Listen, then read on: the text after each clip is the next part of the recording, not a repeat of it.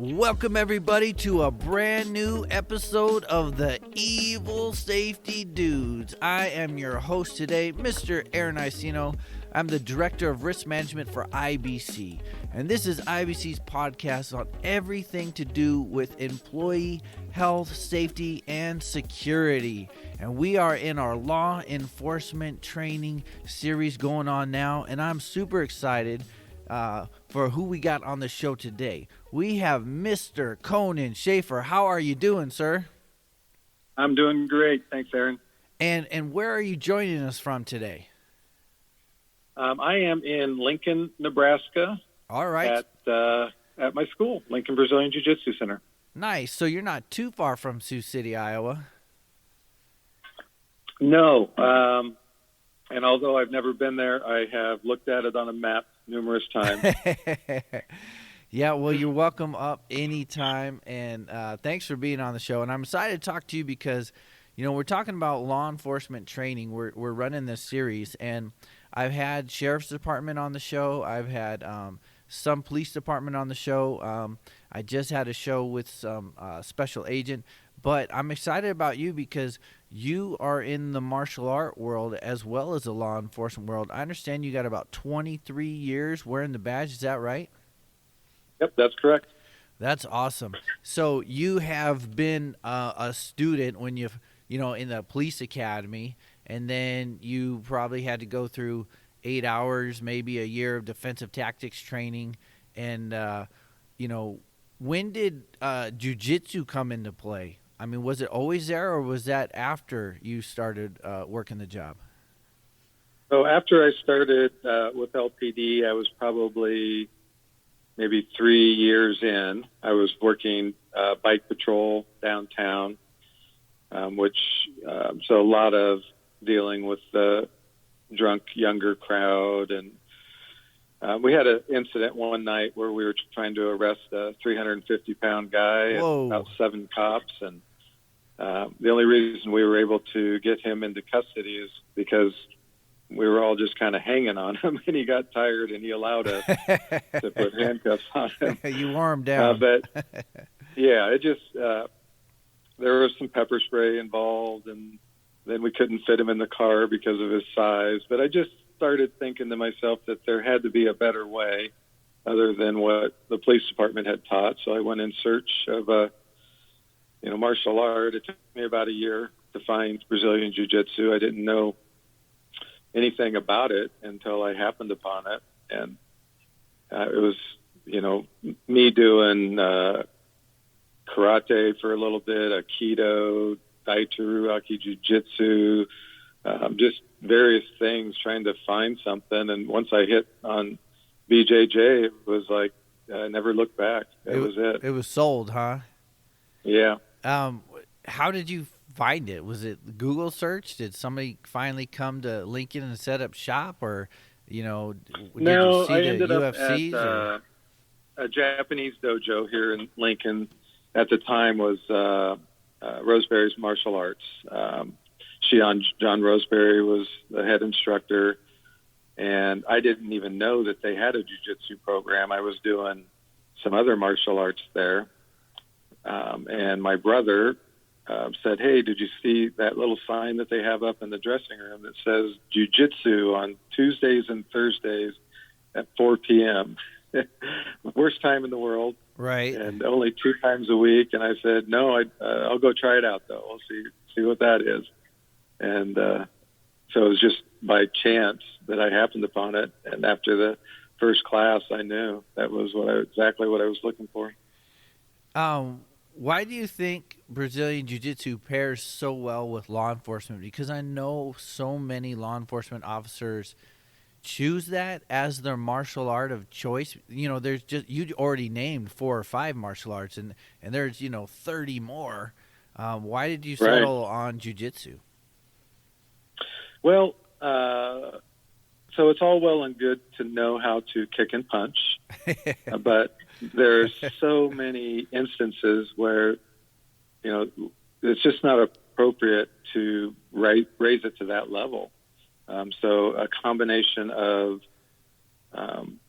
verbal skills and And the ability to control someone without bumping it up to that next level, and that's what jiu-jitsu does. It's ending the fight before the fight ever gets started. I realized at some point, within a couple of years after I started jiu-jitsu, that it was like this epiphany. Hey, I'm not getting in as many fights as I used to. But now I know how to fight. So when I really thought about it, I realized that it was just ending the fights before they ever got started, being able to control people and get them into the position that we needed to for an arrest, or just a number of things. It's just phenomenal. You can control someone without hurting them. You don't have to go full bore. You don't need to be kicking and punching people when it's not appropriate. Right. And I think society as a whole, they probably don't want, to see cops, kickboxing, suspects. Right. I know in the defensive tactics systems that I teach, they took out the jab and the cross, the straight punches, and they replaced it with a palm strike.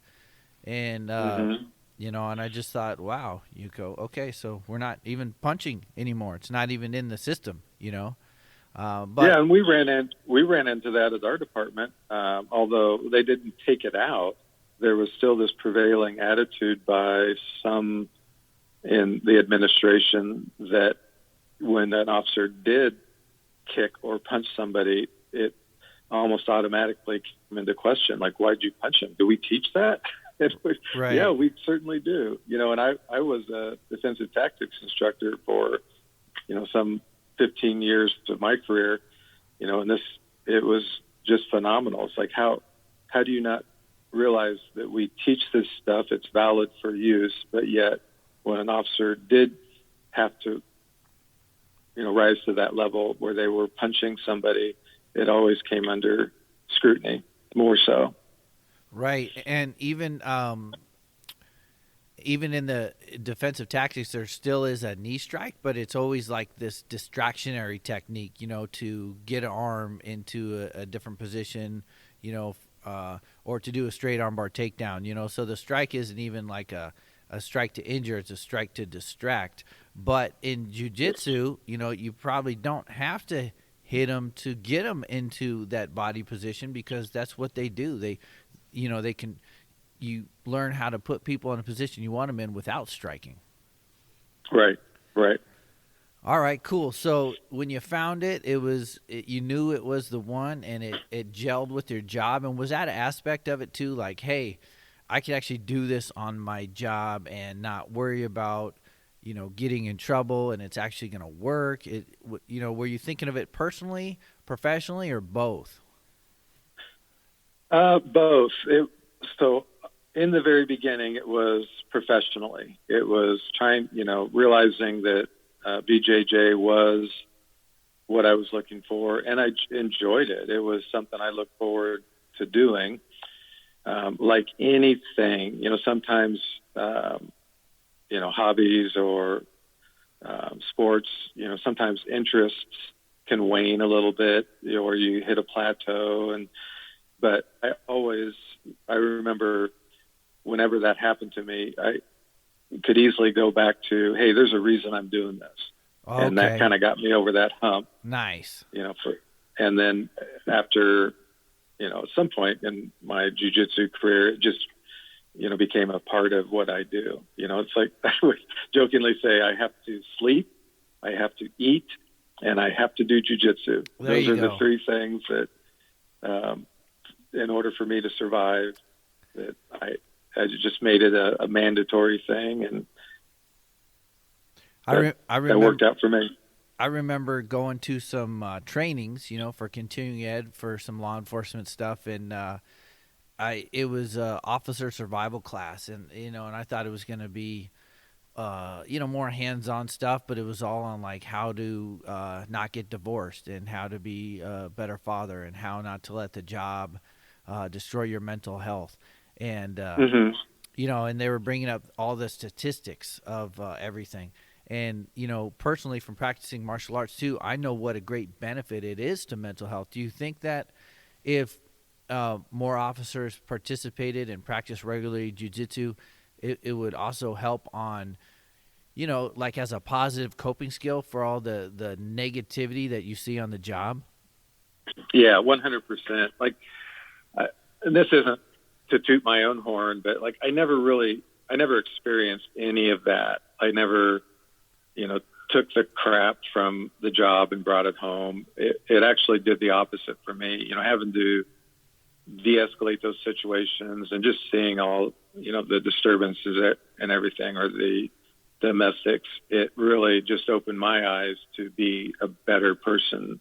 That's cool. Outside of the, because I knew how to deal with all of that, but I never, lowered myself to that level, where I was doing that. But so on the other side of that, I've had my jiu-jitsu students, a number of them over the years have expressed how jiu-jitsu saved them. Or one of my students, who's, the calmest person in the world, said that jiu-jitsu helps him with his anger management. Right. It made me think, you're like, but you never know what's going on in somebody's life, or what the demons that they have. And so I'm convinced it does. It just puts you in a calm situation. I had one student one time that kind of sheepishly came up to me and said, "Hey, I had to use jiu-jitsu." I'm like, "Oh, okay, well, tell me what happened." So he proceeds to tell me about this story about how some guys wanted to fight him over some girl, and I'm sure alcohol was involved. But ultimately, the story was that he was so confident in his ability that he just assessed their ability and knew in his mind that he would have been able to beat them. And he felt no need to fight them, to prove anything, and talked his way out of it. Oh, that's That awesome. was his story to me about, using jiu-jitsu to out of this. But it was awesome. I was really proud of him. Yeah, that is cool. And it does give you that confidence as well. And I think it's a great coping skill as well, just those warm-ups, all that energy expenditure. And, it's hard to be angry when you're huffing and puffing and can barely breathe. Right. And then when you go to live rolls, and to me, it's just a great anger management tool because, like, I don't leave live rolling, like still pent up with anger. It's like I left it all on the mat. It's all gone. Yeah. I could go home, take a shower, and relax now. So I think it does a lot for mental health and obviously physical health too. And I think that it's a great marriage for law enforcement officers too, just for the physical health. What do you think about the physical benefits for officers doing jiu-jitsu? Oh yeah. Like anything. And people ask me sometimes if I lift weights. So I jokingly tell them that I lift human beings out on the mat, that I don't need to lift weights. But yeah, it is a full body workout with cardio and, like other things. You could, be a runner and then you get on a bicycle and it's a whole new, trying to get your rhythm and find your aerobic range, or vice versa. If you're a cyclist and then you try to run, same thing with jiu-jitsu is you got to find how to get into a good aerobic range. Otherwise you're exhausting yourself. But yeah, it's good. There's, people say, don't you think every officer should do jiu-jitsu? And I say, well, yeah, of course. I think it's good for the self-defense aspect, the defensive tactics aspect, the health aspect, and all of that. But what it boils down to is, although through my military career and LPD, I shot a lot of different weapon systems, but I'm not a gun guy. I knew the weapons that I was issued or that I had to fire, and that's about it. But when it came to, you should go to open mat more, or I'm sorry, you should go to open range. You should go to, whatever. So I would say, yeah, it's like I'll go to almost the bare minimum of firing range time. It's a little bit more, but guns weren't my thing. And you'll have guys that will go to open range as much as they can, but they're not into defensive tactics or jiu-jitsu, so I get it. Right, and that's kind of I think a little off balance. I think every professional gun carrier needs to be as proficient as humanly possible with that firearm, but definitely that shouldn't be the only tool that you're training on that belt. We Right. have that whole use of force continuum. We should be practicing the verbal de-escalation. We should be practicing the soft and the hard and the intermediate weapons and all of it. So no matter what the situation calls for, we're proficient in any of that, and I'm not sure that that's always really done in real life, though. Right. Yeah. We're all humans, and in a perfect world, we would all, practice the things that we need to practice. But that reality is, people will gravitate to what they enjoy doing, and some people just aren't into, doing it as much as I think they should. Yeah. Not everybody likes to get choked and stuff, but Yeah. Yeah. But as far as the gun folks out there, I think law enforcement that are the gun folks, they're not into the defensive tactics. I think it's definitely would benefit them as far as weapon retention and things like that, and control as well. I mean, I think it's super important to have that martial competency for all levels. One of the things that always got me was, all right, what if somebody took down an officer and got him in a mount position, and all their tools are on their belt, and the biggest muscles of that person's body are covering them? What do officers get that type of training? And when I started researching it and looking at the different defensive tactics systems, some had it, some didn't. And I just thought, wow, we got to give these officers a basic mount escape. What do you think about that? Yeah. So being a DT instructor and teaching the I don't know if they've changed the name of it, but the PPCT program. So over the years, we were able to develop and start implementing a 4-hour, we called it ground fighting initially. So during the academy, and we would do in service from time to time where officers would come off the street and do an hour or two of ground fighting. And they ultimately, the course name was changed to ground defense, which was fine. But that, we had one opportunity during the academy, essentially, 4 hours to talk about those things. And PPCT does have a ground portion to the program. I think they call it GAGE, ground Right. avoidance, ground escape. And I don't know.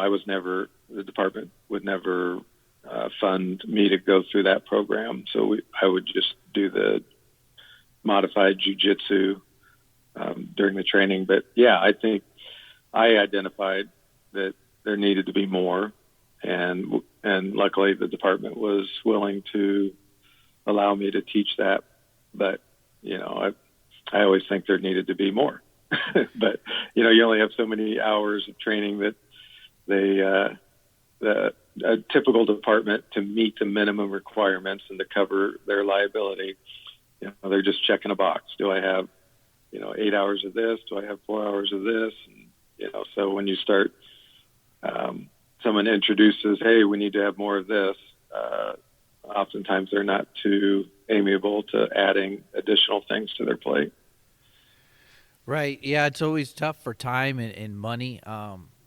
I just think, and maybe, maybe I'm off on this, but I think there's a lot more people in society now that know a rear naked choke, than ever were. Even if they don't train it and are proficient at it, there's a lot of Brazilian Jiu-Jitsu that's kind of getting common knowledge. Now, not to mean they're a great grappler and they're going to win any tournaments, but they could put somebody in a rear naked choke. And we had an incident in Iowa on the east side of the state. It was a traffic stop, and a suspect jumped on an officer's back, put him in a rear naked choke, choked him out, and then took his service weapon and took off. And, wow. Yeah, and it was, it kind of shook a lot of the law enforcement communities. It's like, and me being a martial artist, like, well, I know how to get out of a rear naked choke, especially it's not even on the ground. Guys just on my back. That's even easier. But the average law enforcement officer, they didn't know. They did not know how to reach up with two hands and grab that hand. And I'm sure there's a lot of different ways to get out of it, but they just didn't know. And the vulnerability was there. And so I was always big into teaching just some even defense, like jiu-jitsu defense for law enforcement, just in case they ever get mounted or put in a rear naked choke and things like that.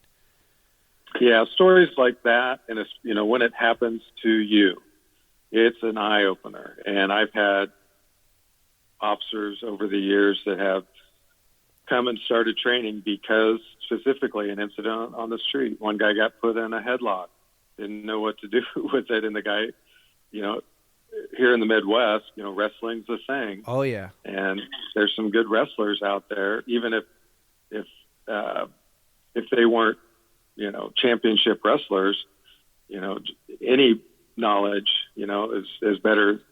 They're good compared to the guy that doesn't know anything. Oh yeah. So for sure. I remember this is when I was bike patrol, maybe 20 some years ago. And I got to work the next day, and one of the bar managers was asking me, "Hey, I heard some cop hit some guy 20 times last night. That sounds really excessive. What's going on with that?" And I'm like, I don't know. I wasn't here. I got a hold of the officer to talk to him about it.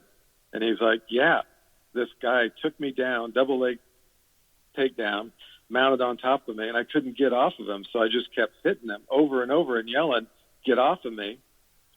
And I thought, okay, now I know the rest of the story. And he started jiu-jitsu after that. He ended up transferring to another state, or moved to another state, worked for another police department. Their department was lucky enough to institute the Gracie survival tactics. And so he's still doing jiu-jitsu, loving it. He's retired now. But that one incident, prompted him to start jiu-jitsu, and he never looked back either. Well, that's awesome because, 20 hits from the bottom, that's not even going to be very effective. Right, yeah. It's funny how those stories, you don't get the full picture. Oh, no, you never do. You never get the full one. Yeah. Yeah. The force continuums, hard empty hand, that's like punching, right? Like punching, kicking. Yeah. But the one below that is soft empty hand. Would you consider that jiu-jitsu or no? Yeah. I mean, I think, once you're putting a submission on somebody and the potential there to tear a tendon or, break an arm or something, I think that would move up. Yeah. But far as just the grappling aspect of it, the control aspect of it, would clearly be soft empty hand. Yeah. Which is great because that's very low on the force continuum. Yeah. So I think it's good. Now, you mentioned you had a military background. What was that? I didn't know that about you. Oh, well, it was all National Guard time. Nice. Let's see. So I enlisted in the Air National Guard here in Lincoln, was in for about 2.5, 3 years, and then I transferred to the Army Guard side. It was a long-range surveillance detachment, so I got to jump out of planes and do some cool stuff with them. So just, and I got out about the time I was getting hired on by the police department. But it was good. I did 13 years. Wow. Ended up going through OCS and got out as a captain, commanding the unit that I had first been enlisted in. But through the different, just talking about, I think I brought that up because of the guns, the M16s and M60s and 50 cals and handguns, various handguns. I worked for the state military department as a civilian prior to LPD. As there's the department that does all the security for the Air National Guard base, is the state nice. security force. So we were in charge of base security, entry, flight line security, munitions security, all that stuff. And you had mentioned earlier that one of the cops that you were training transferred to a different department that had the Gracie defensive tactics system. I've also noticed that a lot of Brazilian Jiu-Jitsu is in the military now. Have you noticed that as well? Yeah, they get that introduction course. They weren't doing it when I was in, but I think it's combatives. So that's, the jiu-jitsu based ground training. Yeah. Yeah. So, it's getting pretty prevalent, and, people should take notice. Anytime, military adds something, they're not going to add it if it's not good, if it doesn't work, if it's, if the military, right. Yeah. If the military is like, we're going to train soldiers on this, they've done their research and, it's battle tested. Yeah. So I know, over the past couple of years when, we really had to deal with,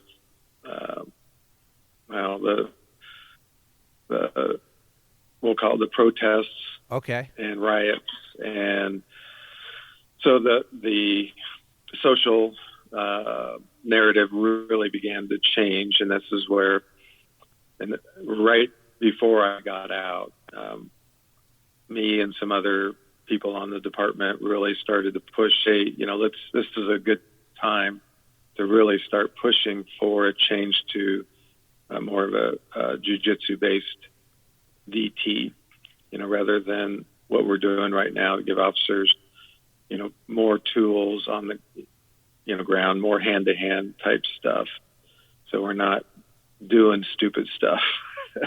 Yeah. And, even at that time, the department just wasn't willing to listen. And then the pandemic didn't help any. They had set up a handful of officers were going to go through the level 1 GST program, the Gracie Survival Tactics for Law Enforcement certification. But then because of COVID, they canceled their travel and wouldn't let them attend.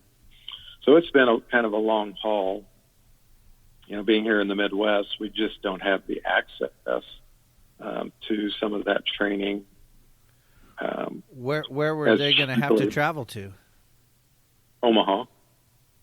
Oh, they could have got the GST in Omaha? Yeah. Oh, yeah. Well, that's not too bad. Politics. Right. Yeah. Yeah, I hear you. And, well, that's really cool that they were considering that. And, maybe that's happened. Maybe it will in the future. There's a lot of new defensive tactics programs out there. And I know all that, the recent, issues you were mentioning with the riots, that's making everybody take another look at everything. And I always like to talk about that a little bit on this show because, I don't think defunding police departments is going to help them be better at, defensive tactics. I think it's going to make it worse. I think they don't get enough training as it is, and a lot of that has to do with budgets. And so taking money away and getting them less training, but then asking more out of them, I just think that is a very bad idea. Yeah, I agree. And I used to say that Lincoln was somewhat isolated from the national social narrative. And I remember early on somebody asked me, hey, do you think we'll have any protests or riots in Lincoln? I said, I don't think so. If we do, it's going to be pretty pretty minor. We do have some folks that would do that, but boy, this time around, it was obviously, there were protests and riots worldwide. So these were not homegrown, in my opinion, grassroots, efforts. This was a worldwide coordination of, getting this up and going. So when I look at it like that,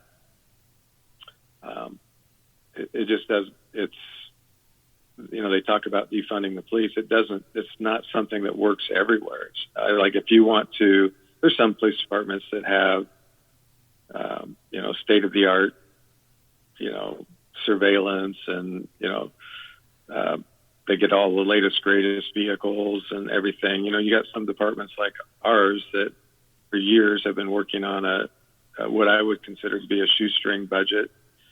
We've always had a smaller department compared to the national average or even comparable sister cities, of our, similar population and makeup.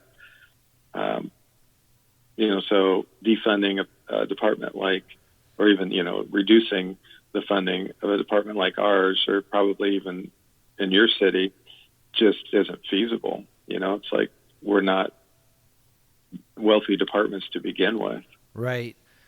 So let's talk about officers in your area. If they wanted to get in on this, jiu-jitsu and help them, with the mental health aspects, the physical aspects, and just, the on-the-job aspects, how could they get started? What would you recommend? Well, for here, I still have a fairly strong connection with the department. Lots of friends there. I have a dozen or so officers that do train with me regularly, and every once in a while we'll get a new one that will come in. Thankfully, we still have the ground fighting or ground defense training in the academy, and officers that train here with me, are able to make that connection. I never wanted it to be where I was soliciting students while I was teaching that class. And I've told those officers, like, if you're going to encourage them to continue some type of training, your job isn't to sell them on LBJJC. It's right. Whatever they end up doing, just encourage that they continue. It's like, 4 hours is not going to make you the master. One self-defense class, you have to continue to train in whatever it is, whether it's firearms or martial arts or whatever. Definitely. So, yeah, I just say, like here at a school like ours, we offer 1 full week of unlimited free training. Prior, if they decide they want to sign up, then they can do that after the fact. We don't, obligate them to anything. We don't do contracts. They can go month to month.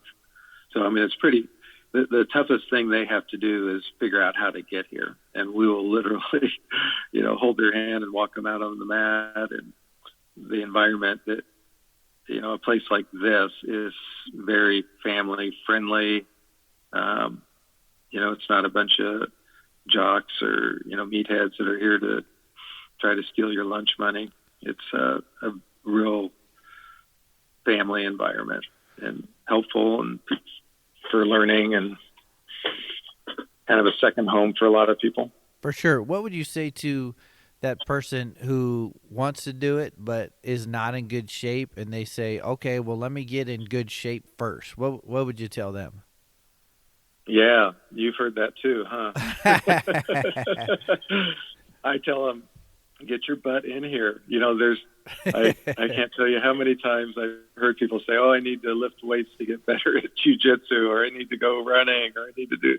I'm like, okay, fine. If you think you need to go do that stuff, go do it. But it'll have little to no effect on your jiu-jitsu ability. If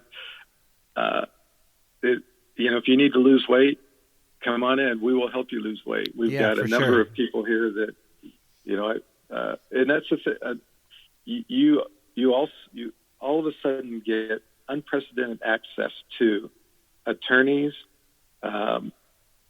orthopedic surgeons, chiropractors, because those are your jiu-jitsu buddies. It's like, if you need advice on diet, somebody in that class is going to, be a dietitian, or somebody is a nurse or a paramedic or a doctor, or if you need help, you got a question about tiling your bathroom, I got a tiler. I got a guy for that. Yeah, no, it is a family, and yeah, I hear that all the time. And the other thing that I think's funny is, one time we had a bunch of CrossFit gurus. I mean, this group of CrossFit people, they were in the CrossFit world like top notch, and they came and tried one class and they died. And I had a guy in there the other day who could run 1,000,000 miles, but he couldn't go a couple rounds. It's right. Yeah. It's a different level of fitness. So like what you were saying, even if they were to go start running, it's good for you. Yeah, run. Everybody should run, but it doesn't necessarily mean it's going to prepare you all that well for starting jiu-jitsu. If you want to get good at jiu-jitsu, just start jiu-jitsu. Don't wait. Yeah. Don't put it off. Cause I'm about 19 years into jiu-jitsu. I did get started a little bit late in life, but I am proof that you don't need to do all these other things. I used to run a lot, then till my knees started screaming at me. Right. Now I bicycle, but I bicycle for fun. It's not that it necessarily translates to jiu-jitsu. It's just when you're almost 60 years old, you got to do something to keep the body moving. Yeah, for sure. Now let's talk about your personal jiu-jitsu career, because I understand you hit a milestone with that, I think last year. Is that right? You achieved a certain rank? Yeah. So I got promoted to black belt, and that was a very awesome Congratulations. achievement for me. And a lot of people don't know what that means. So let me just say, this is not a 5-year-old black belt type of system. To get a black belt in Brazilian Jiu-Jitsu, it's like equivalent to like a PhD or higher. I mean, you've put in the time. It's not something that you get just off merit for just paying money. It's earned, and it's not handed out to anybody, and it really is a high accomplishment. So congratulations on that. Thank you. And that's the joke online, right? You tell somebody about it, and they're like, "Really? Well, my son got one when he was 7. Got a black belt." And it's like, yeah, we're not talking about the same thing, though. Well, even so, I started practicing. We'll call it jiu-jitsu back in. It would have been 2003, roughly. And at that time, it was at Roseberry's Martial Arts Center. The guy that started the jiu-jitsu program was from Israel. And wow. By the time I started, he had headed back to Israel. And so I never met him until years later. I did meet him about 4 or 5 years ago. He came back to the U.S. But so I practiced and taught there for 10 years. So what we were doing was essentially the same as BJJ, but we were never able to. We didn't have any lineage, so we never claimed to be doing Brazilian Jiu-Jitsu. You could say we were doing catch wrestling or the ground fighting. Niwaza techniques of judo, but we all knew we were doing BJJ, and we competed in local tournaments and Naga and all of that stuff. But it wasn't until Greg Lawson started training with us. He was out in California working on his master's degree, and ultimately that's where he got his black belt, was from Mauricio Mariano Chinguinha in Yorba Linda, California. When he moved back to Lincoln, his hometown, as a black belt, there was no other place to train, so he started training with us. And after about a year and a half, that's when he approached me and our other business partner, Jared, and said, "Hey, you guys want to start your own jiu-jitsu school?" We're like, "Yeah, we'd love to, but, we got full-time jobs." And so the three of us did end up, we started Lincoln Brazilian Jiu-Jitsu School. Greg was our head black belt instructor. And although we had been belted under John Roseberry, who, in all honesty, was a very accomplished martial artist and well respected. So we gave up all of our belts and started over as white belt under the BJJ system and worked our way back up. And after 8 years of training under Greg, then he did issue or award me the BJJ black belt. So wow, it was good. Wow. Yeah, that's impressive. And, how cool is that, though, that, a black belt from California moved to Lincoln, because we, even in our town, we just had a black belt move back here, but they had to leave here to go get it, and we're gone for years. And, there's not always a black belt in every town. I mean, there's more and more. There's more now than there's ever been, but still to get that black belt instruction, it's pretty special, I think. Yeah, I do too. Yeah. And now you got one. We have, including me, we have 3 black belts here now. Wow. And a whole handful of them just around the corner. So now you mentioned catch wrestling. Did you ever study, catch as catch can? I had a guy who trained with us who was super into it, and he was always showing me moves, and that stuff's pretty brutal. It's I make up mean names for it. I call it jerk jiu-jitsu or street fighting jiu-jitsu. Did you have any experience in that? Catch as catch can? Well, just when I started training, it was predominantly the guys that were doing it. It was for MMA, so it was pretty rough and tumble, and I would call them dick moves. Yeah, for sure. So So I can't say that we actually did catch wrestling. I would say it was like, or whatever the case. Like we didn't say it was BJJ. We just did a lot of mix of grappling and submission wrestling. It's just whatever worked, and we trained hard. We watched. This was back before, like when I started, there was no YouTube, there was no Facebook, there was no right. Any of that stuff. We were sometimes.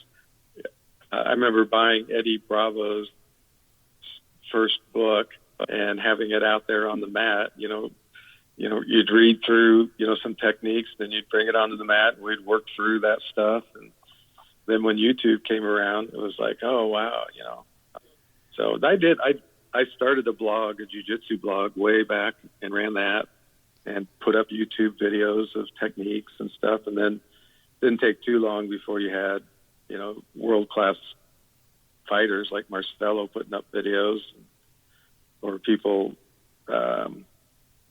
pirated the technique videos DVDs that they purchased and would put up techniques. So ultimately I ended up just taking all my stuff down.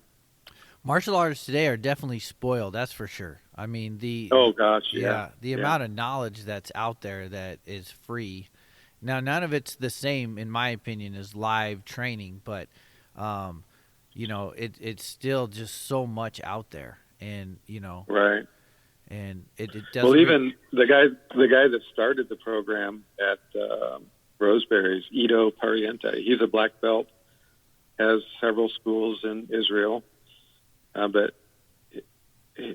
he started, like somebody brought him some underground VHS tape of these no-hold-barred, fighting, and he was watching it, and then they would emulate the moves, and practice. It was UFC 1.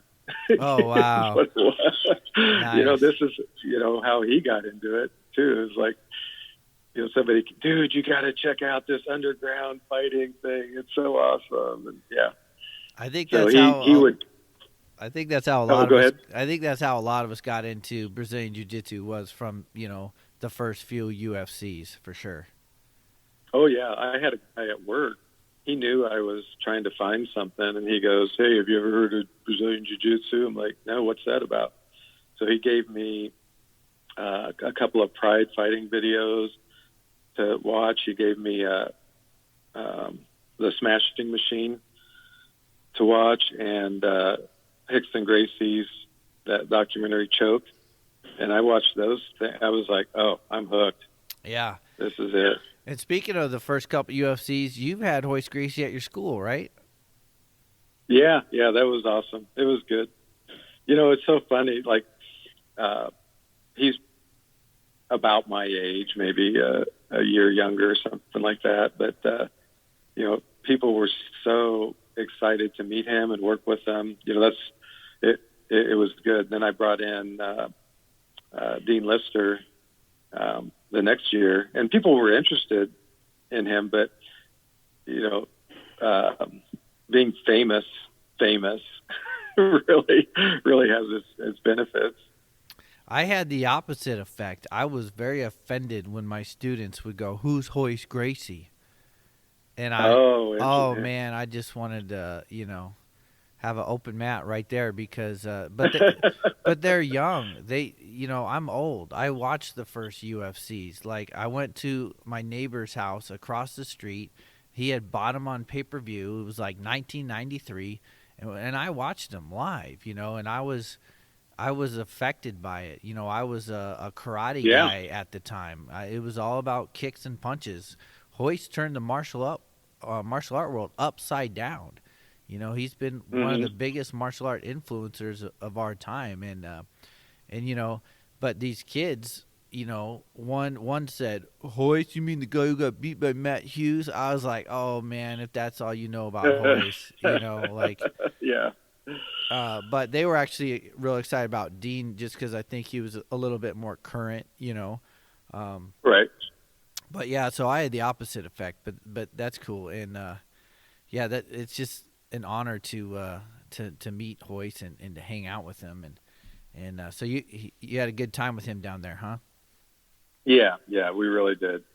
Yeah, and I was able to. So my family owns some restaurants here in town, so we were able to, take he and his entourage for dinner, and it was just, they were able to leave with a real good impression of Lincoln and our school. So it was a great turnout, and we liked having them here. And I had some kids that actually showed up after the fact that really wanted to meet him. That's awesome. And was he wearing his coral belt? Oh, you would ask me that. I don't remember. Yeah, he had his coral belt on when he was at our school, and I just remember some other jiu-jitsu guys geeking out. They were just like looking at it and going, "That's legend stuff." Like, you'll probably never see a coral belt, in real life ever again on somebody's waist. Like wow, BJJ coral belt, like, because that's beyond black. And right. It's insane. Like, it's stuff of legends there. Yeah. But no, if you're not looking for it, it's not like flashy. It's it just fades in. It's subtle, but yeah, it's pretty impressive. So, well, that's cool. Now you mentioned what did you say, Niwaza of judo? You were talking about the ground stuff and catch as catch can. Did you ever study any judo as well? Yeah, I would say I never ranked in judo, but I took judo classes at Roseberry's, and our program always included judo takedowns. So, and basically, just the ground portion of judo, is referred to as Niwaza. Okay, Niwaza. There you go. Nice. Yeah, there's a lot of good martial arts out there, and you were talking about the guy from Israel. Did he do Krav Maga as well, or no? I don't know. Probably, because I think they have conscription, so he probably did, some military time, and I think that's what they teach, but whether, how much he did or I don't know. Definitely. So, so back in the day in Lincoln, before Nebraska had an athletic commission, there was a bar, nightclub, out kind of off the beaten path called the Royal Grove, and they had these fights going on.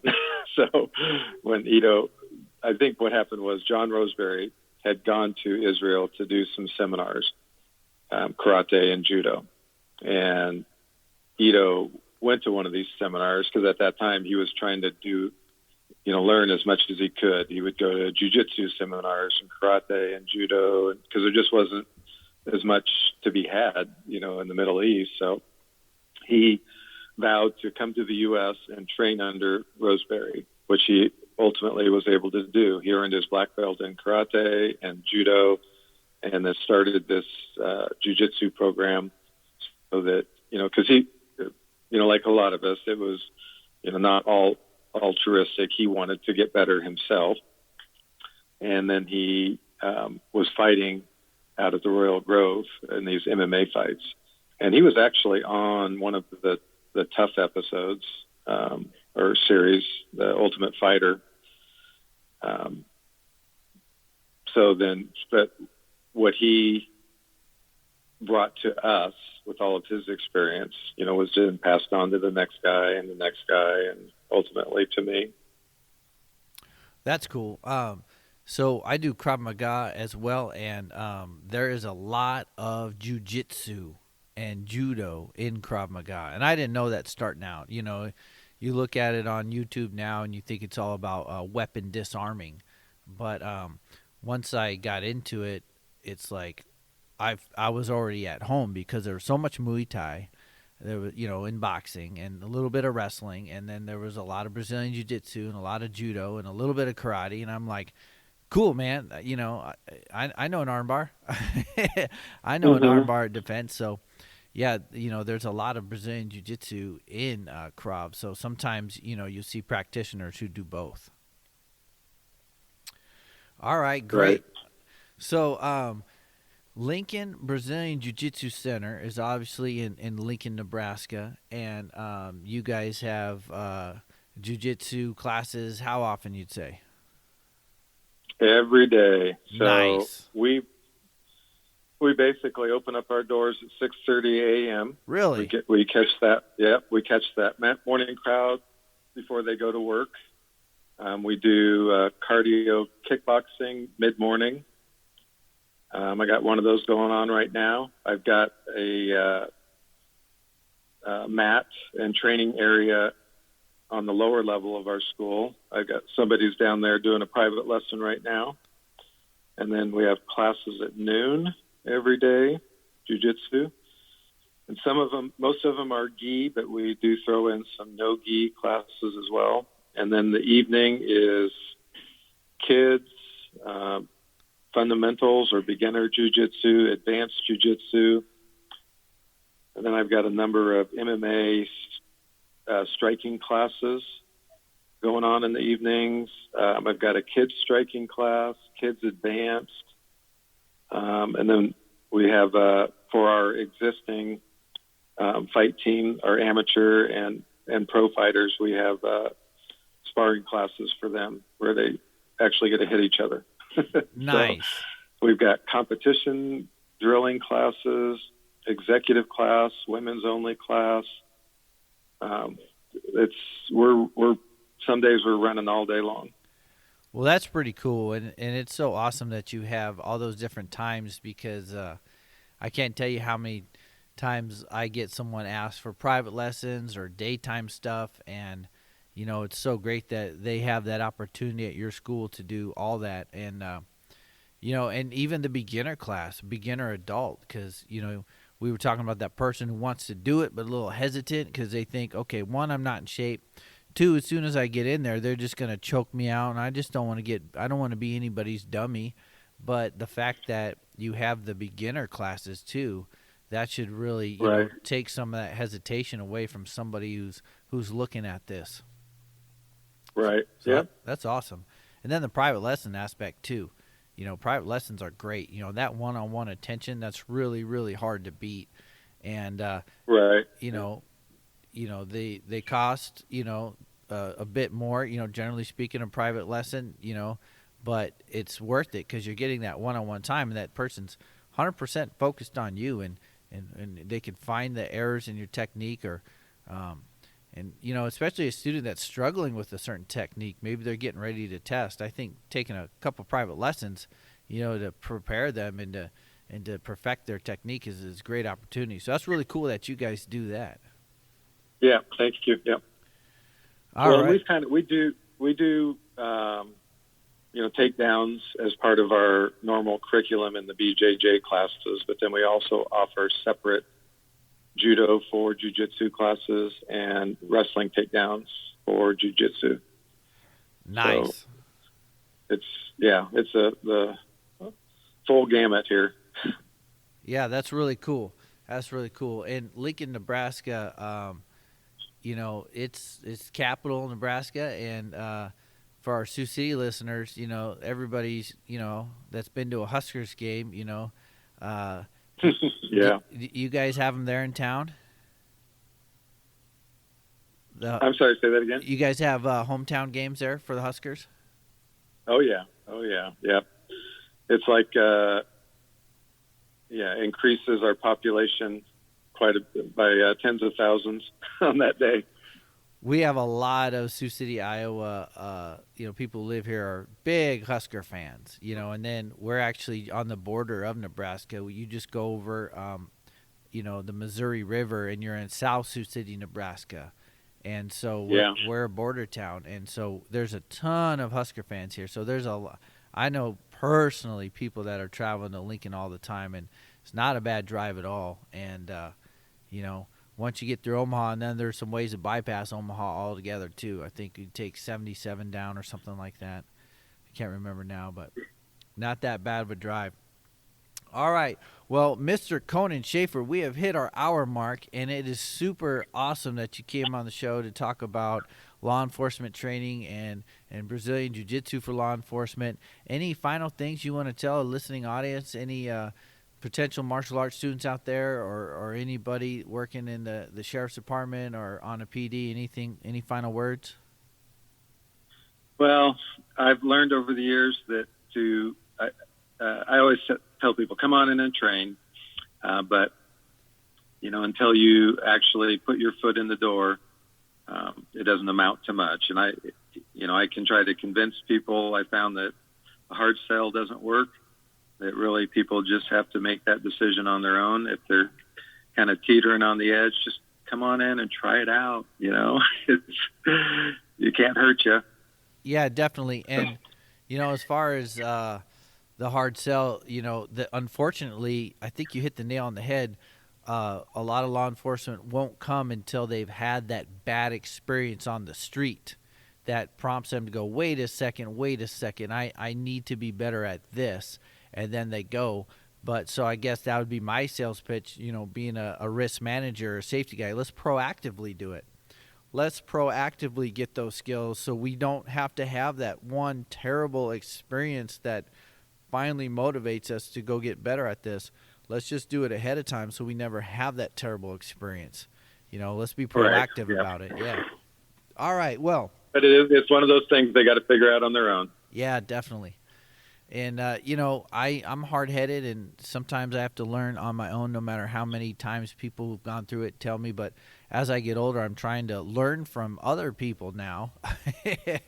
And so when I hear officers all the time tell me about those bad experiences that prompt them to do further and consistent training, then that goes, you know what, there's something to that. So many people have told me that, let's just do it now. Let's just get good at it now and avoid those. So. All right, well, we thank you for coming on the show. So for Mr. Conan Schafer, I'm Aaron Iacino. Together today, we are the Evil Safety Dudes. Until next time, everybody, stay safe.